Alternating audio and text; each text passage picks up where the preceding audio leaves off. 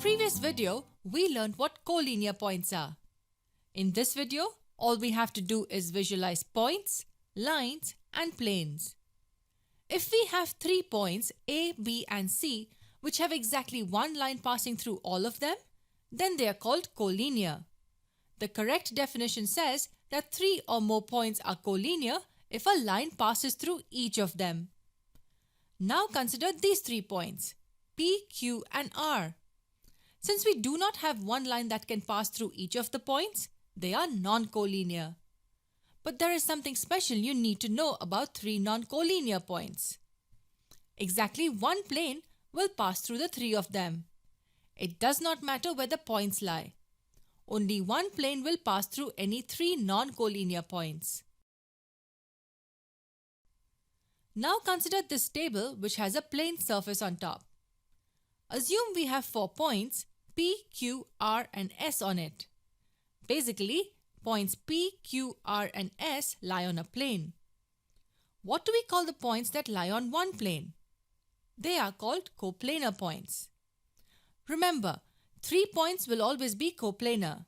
4 or more points may or may not be coplanar.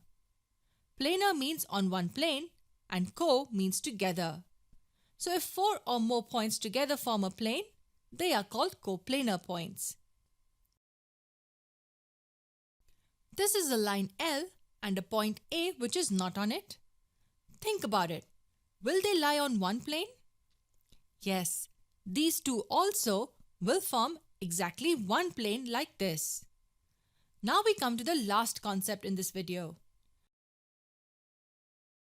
Assume we have a plane like this, and we have 2 lines, line L and line M, lying on it.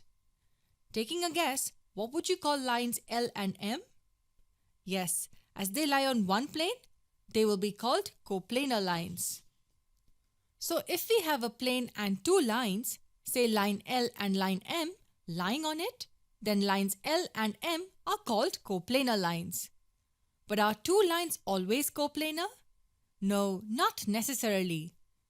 This is a plane surface and line N lies on it. There can be another line O which passes through the plane and does not lie on it. In such cases, lines N and O are called non-coplanar lines as both of them do not lie on one plane.